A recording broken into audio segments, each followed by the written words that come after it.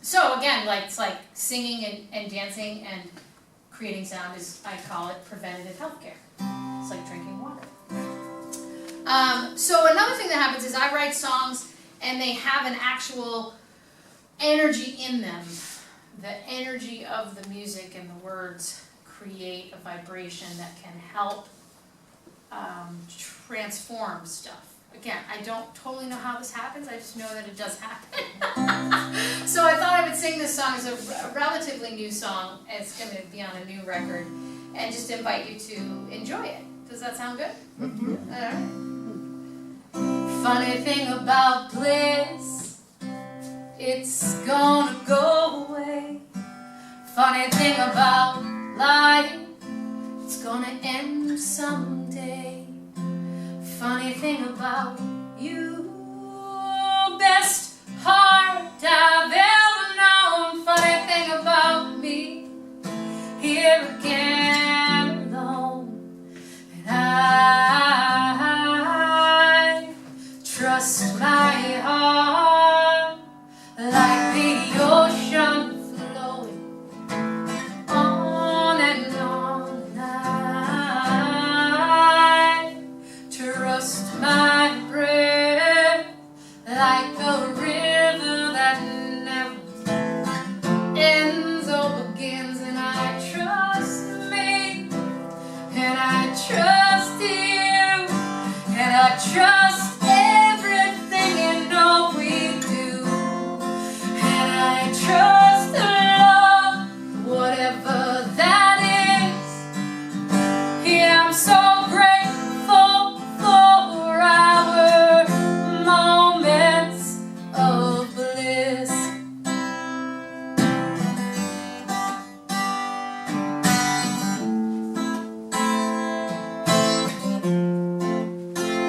Funny thing about truth, it's gonna have its way.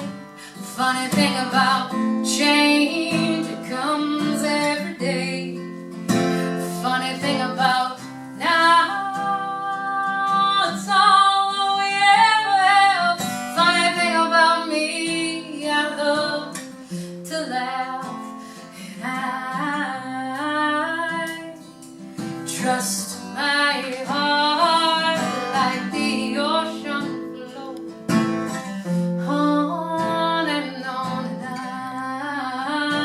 I trust my breath like a river that never ends or begins. And I trust me, and I trust you, and I trust everything in all we do.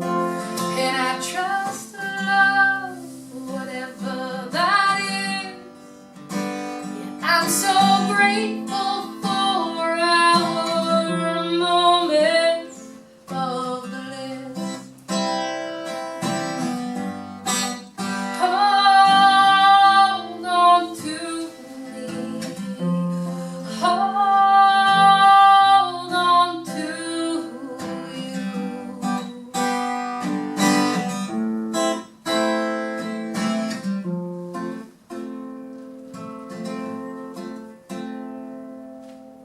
Funny thing about songs, they can come like lightning bolts. Funny thing about love, it's in all these notes. Funny thing about loss, it's gonna just keep happening. Funny thing about us, we were born to sing.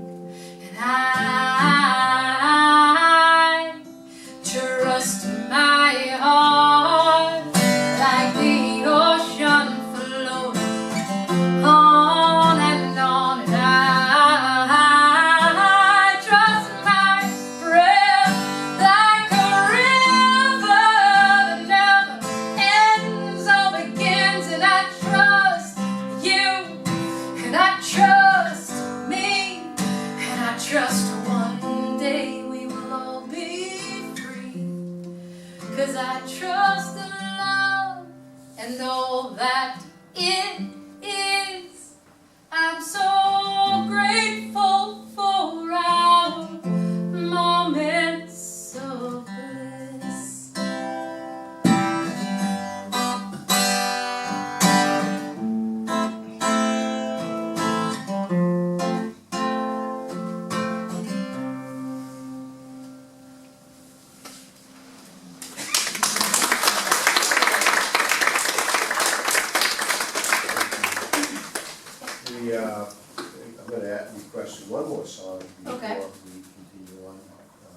things we're gonna be talking about this evening, with mindfulness is, the distinction between a blue mind and a red mind. One of the, key components of a blue mind is to be a mind that is at peace. So what do you think the song is that I'm gonna You're ask you gonna to say, sing? may I be at peace, you want Yeah. that one? Okay, sure. So we're gonna let her sing one more song. This is also one of my favorites, so. Yes, it's true. So this is kind of like a nice meditation too, so if you wanted to, again, if you have your feet on the ground, the floor, that's great. If you want to close your eyes, that's fine. And just let yourself feel the peace. Take some deep breaths. People have been known to just cry spontaneously while I sing, so just don't worry, it's not really about you, it just happens sometimes. It's usually tears of joy.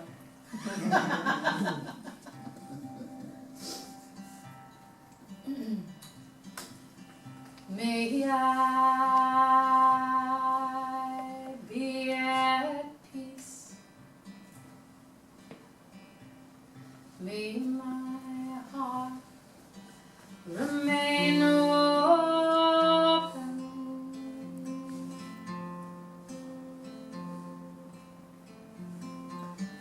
May I awaken to the light of my own true nature.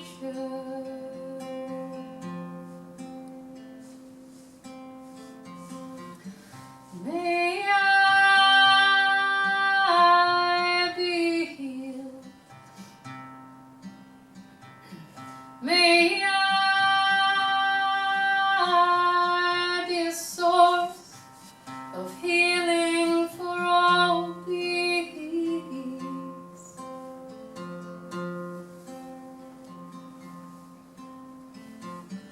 May we be at peace.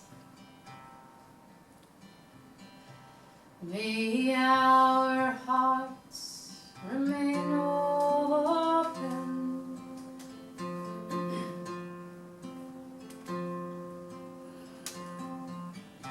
May we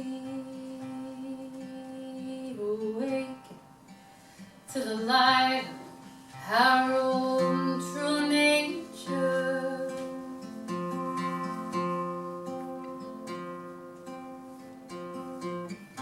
May we be healed. May we be a source of healing for all beings. For all beings. For all beings.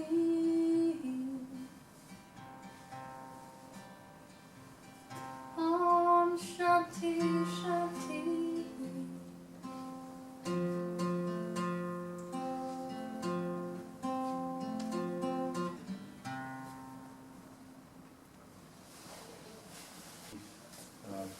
Anybody here who has an August birthday?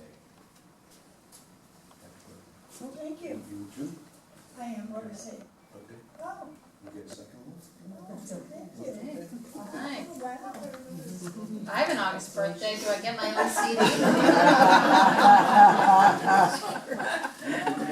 You get something even better. No. It's okay. Oh, thanks,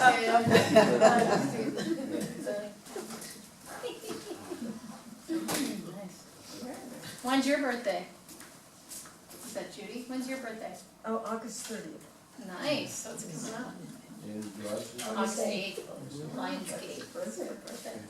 I don't know if this was, This in August. Is it your birthday in August? I don't know if this is a quote from you, but I got this, Mike. It is a quote from me. Okay, you wanna just give us a little bit of feedback on that? Yeah, this is I'm a part of a group, the Female Musicians Academy, and I pitched to, she's like a business life coach. And I said, oh, we should do something about mindfulness, about how that's important for success. So she just talked about how you use that in your practice as a musician and as an entrepreneur, and so part of what I was talking about was to try to demystify it, that we're all being mindful all day. If that you don't have to like sit like a yogi in a cave. Right? So I just said mindfulness can be achieved with a walk outside, getting away from your computer and feeling the earth beneath your feet. So nature's a huge piece of mindfulness for me, nature and my feet. So anytime I feel like I'm going too much into my head, like worrying, or like if I'm talking to someone and I'm aware that, and I'm sure you have this experience where you're not really listening, right? I focus on my feet. It's like a very simple tool. I'll even sometimes just kind of like lean into one foot and kind of try to come. Or sometimes I'll say like, can you hang on a second? And I'll go like this. Okay, can you keep going? I'm like, what? But it brings us present, So the body connected to the earth to me is a big piece of mindfulness. So tonight we're going to be talking about mindfulness, and this is, I think, a pretty classic example of what you have. Do you have a mind full, okay, or do you have a mind full, okay? And I think many of us, particularly in today's society, function with a mind full, okay? Because there's so much going on today. I feel really kind of saddened with, and I don't mean to be picking on this age group, but teenagers today.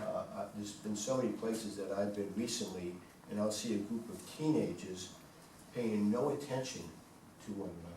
No. Okay, they're on their phones, looking at their phones, and I got something today from somebody, and they were talking about how when they were young, how you would go and you would leave the house and you would play in the park, and you would play.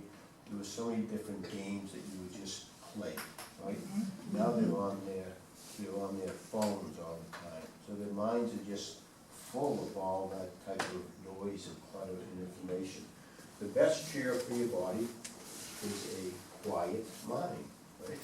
A quiet mind is a still mind. A still mind is an untroubled mind. An untroubled mind is a peaceful mind. We just sang a song about peace. And a peaceful mind is a happy mind. Quieten your thoughts. 7 things that mindful people do differently.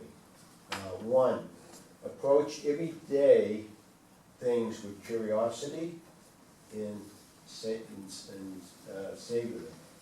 2, forgive their mistakes, big or small. It's another song that Alicia usually sings is on forgiveness, and how important it is to live with forgiveness, and to if you have something that is troubling you that happened in the past and you carry it with you, you need to forgive and forget and move on, right? 3, show gratitude for good moments and grace for bad ones. We're going to be talking a little bit about gratitude shortly. Gratitude is so important in terms of having a peaceful mind. Practice compassion and nurture connections. Make peace with imperfection inside and out. Embrace vulnerability by trusting others and themselves. And 7, accept and appreciate that things come and things go. But this is how I'm sure many of us at times feel. We just become so overwhelmed with everything that's going on, and so filled, our heads are just filled with all types of clutter, okay? So many people you ask, and even tonight, how was your summer been? What's the one answer that you get 9 out of 10 times? Busy. Busy, right, busy. And this is summertime. This is the best time on Cape Cod. And so often we're so busy, we can't take the time to enjoy it. Today's world is full of noise. Many of us are plugged in almost 24/7 with the internet, social media, our phones. We're always plugged in and full of clutter. Our minds are like many American garages. I like to use this as an example, okay? Research says that almost 70% of Americans, I'm gonna use my Boston accent here, can't park the car in the garage, okay? Because it's filled with stuff. It's stuff that they can't, that they, you know, most of the stuff they have no use for, but they put it in the garage, right? They put it in the garage, and then they can't use the garage for what it's meant to be used for, to park your car in there, okay? Because of the stuff that is important and necessary prevents us, okay, this is how many of us live in a mind that is filled with stuff. Because of the stuff that is not important and necessary prevent us from living with a quiet mind. We have so much stuff sometimes in our head, and most of it has no meaning, no real importance for the present moment. This is it, right? At least my garage doesn't look like that. Yeah. Okay, but again, research says 70% of Americans have a garage that looks like that. And it's stuff that's not important, right? It's stuff that they don't have daily use for, that's why they put it in the garage. And again, I'm just trying to make this comparison to what happens to many of us with our thoughts, okay? Blue Mind, anyone, we've talked about this in the past a couple of times. Blue Mind is research that was done by this doctor out on the West Coast, and he looked into why we are so attracted to the water, being in the water, being on the water, being near the water. And what he said is that a blue mind, we are being close to the water, in the water, on the water, there are many benefits to the brain and to the body. Many benefits to the brain and the body. When we are stressed, our brains go into what Dr. Wallace labels as a red mind, okay? We become not kind, not creative, not happy, and we live with drama, and we don't think straight. Do you know of anyone like that? Do you know of anyone, family members or whatever, or friends or relatives that always seem to be dealing with drama? Right? Right? Always. There's always some type of drama going on. Okay? So we're going to try to show this.